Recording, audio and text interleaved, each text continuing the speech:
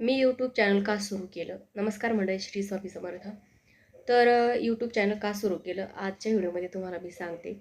तर मी बरंचसा त्याच्यावर सर्च केलं, बऱ्याचशा यूट्यूबरचे व्हिडिओ बघितले, कारण बऱ्याच जणांनी त्याच्यावर व्हिडिओ केलेले आहेत आणि जवळपास माझे आणि त्यांचे विचार सेम होते. कारण विनाकारण आपण यूट्यूब चॅनल सुरू करत नाही, कारण आपण सोशल मीडियावर येणं काही इतकं सोपं नसतं. तर त्याला भरपूर विचार करावा लागतो, करायचे का नाही, सपोर्ट घरांच्याचा सपोर्ट आहे का नाही, हे सगळं बघूनच आपण यूट्यूब चॅनल सुरू करतो. आणि माझं थोडंसं कारण वेगळं आहे. तर तेच तुम्हाला आजच्या व्हिडिओमध्ये तुम्हाला मी सांगते, त्याच्यामुळे व्हिडिओ शेवटपर्यंत नक्की बघा. आणि तर यूट्यूब चॅनल का सुरू केलं, तर सर्वप्रथम आम्ही दोघंही स्वामींचे सेवेकरी आहोत. सेवेकरी म्हणजे काय, आम्ही सेवा करतो. आता सेवा करतो, पण आता आम्ही भरपूर दिवस झाला आम्ही जुने सेवेकरी झालो असं म्हणायला काही हरकत नाही. आणि माऊली काय सांगतात की जुन्या सेवेकऱ्यांनी ग्रामाभियान करा, म्हणजे नवीन सेवेकरी घडवा, स्वामींची सेवा लोकांपर्यंत पोहोचवा. तर माझे मिस्टर तर ग्रामाभियान करतात, पण मी करत नाही, कारण माझ्या मुली छोट्याल्या होत्या तेव्हा. आणि माझं पहिलं चॅनल म्हणजे 2-4 वर्षापूर्वीची गोष्ट मी तुम्हाला सांगते. आणि मी काय बाहेर जाऊ शकत नव्हते, आणि पण माझी इच्छा होती काहीतरी आपण करूया, कारण मला सर्व सेवामधली माहिती होती. त्याच्यानंतर सर्व कोणती सेवा कोणत्या कामासाठी करायची, कोणता उपाय कधी करायचा, हे सर्व माहिती होती. आणि इच्छा होती करायची, पण बाहेर काही पडू शकत नव्हते मी. आणि हे हे जात होतात, पण हे जात होते, पण मी त्यांच्यासोबत नाही जाऊ शकत. तर मोबाईल, आपण सर्वांकडे मोबाईल असतोच. तर मग मी यूट्यूबवर असंच बघत होते. मग असे म्हणजे माझ्यासमोर व्हिडिओ यायला लागले की स्वामींच्या सेवेबद्दल बायका माहिती सांगताय, स्वामींच्या सेवेबद्दल व्हिडिओ बनवताय, म्हणजे आणि सेम म्हणजे त्या जे सांगताय ते तर सगळी माहिती आपल्याला होतीच. मग असाच विचार आला की आपण पण हे करू शकतो ना, म्हणजे बाहेर जायचं पण काम नाही. आणि कुठे ना कुठे ग्रामाभियानसारखी ही सेवा आहे, एक प्रकारचं ग्रामाभियानच आहे ते पण.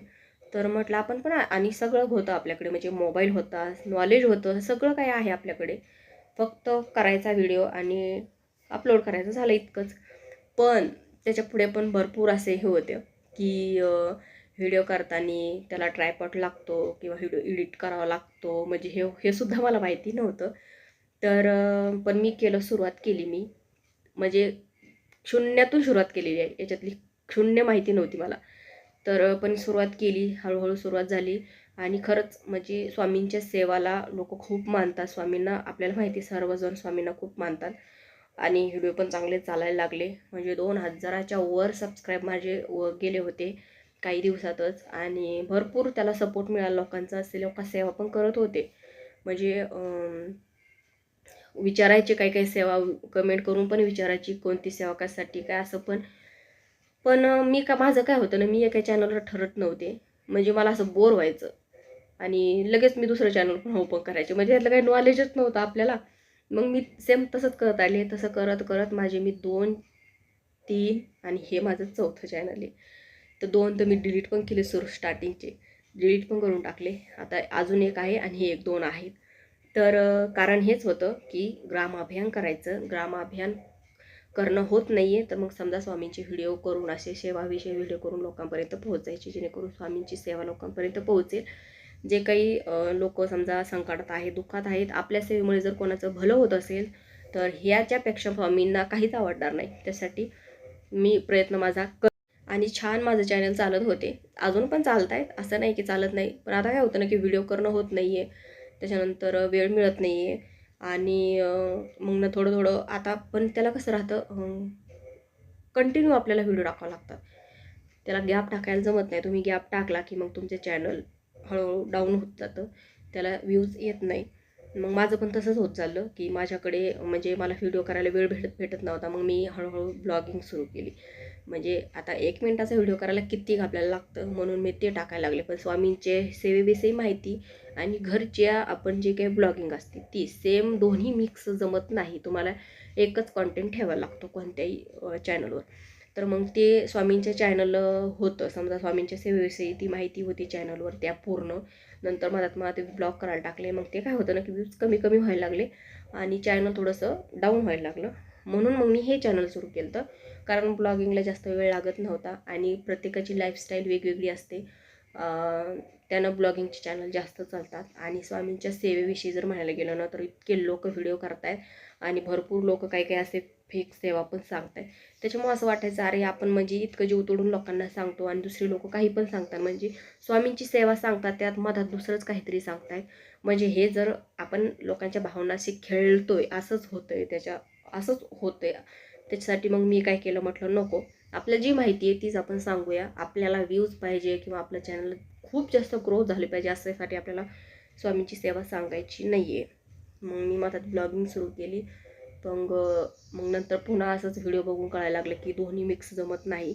म्हणून मग मी हेच परत चॅनल सुरू केलं आणि हे तर एकदम नवीन आहे. याला जास्त दिवस झाले, महिना दीड महिन्यात झाला आहे. मग माझं चॅनल सुरू करण्याचं हेच मोटिवेट होतं की स्वामींची सेवा लोकांपर्यंत पोहोचायची, स्वामींबद्दल लोकांना सांगायचं. नवीन सेवेकऱ्यापर्यंत आपण हळूहळू मला दम लागतोय बोलत्या वेळेस. तर मस्त आता म्हणजे हेच कारण होतं माझं की स्वामींची सेवा स्वामी लोकांपर्यंत पोहोचायची. तर हळूहळू मग मला ब्लॉगिंगचा पण नाद लागला आणि ते पण मी करायला लागले. आणि इंस्टाग्रामवर मी व्हिडिओ टाकत नव्हते, आत्ता कुठेतरी टाकायले. कारण आपण कसं जसं जसं आपण एखाद्या गोष्टीमध्ये जातो तसं आपल्याला त्याची माहिती होत जाते. नंतर पुन्हा कळायला लागले की आपण जेव्हा इंस्टाग्रामवर आपण व्हिडिओ टाकतो त्यावेळेस आपली ग्रोथ जास्त होते. तुम्हाला भले इंस्टाग्राम काही देत नसो पण तुम्हाला लोकांपर्यंत पोहोचवतो तो. त्यासाठी मग म्हटलं चला आपण ते पण करूया. आतापर्यंत मी माझे ब्लॉगिंगचे व्हिडिओ मी इंस्टाग्रामवर टाकत नव्हते, पण आता मी परत तेच सुरू केलं. म्हणजे इकडले आणि त्याला दुसरं तुम्हाला व्हिडिओ पण करायची गरज नाही. जे तुम्ही यूट्यूबवर टाकतात तोच तुम्ही इंस्टाग्रामवर टाकला तरीही चालतो, त्याला काही कॉपीराईट वगैरे येत नाही. तर असं माझी सुरुवात झालेली आहे. तर आपलं जे काही नवीन चॅनल आहे यूट्यूबचं त्याला सबस्क्राईब नक्की करा. इंस्टाग्रामचा व्हिडिओ जर बघत असलाल तर तुम्ही त्याला फॉलो करायला विसरू नका. यांच्याविषयी मी भरपूर अशी माहिती त्याच्यावर टाकलेली आहे माझ्या पहिल्या यूट्यूब चॅनलवर. तर चला आजचा व्हिडिओ कसा वाटला तो नक्की सांगा. भेटूया आपण नेक्स्ट व्हिडिओमध्ये. तोपर्यंत सर्वांना बाय.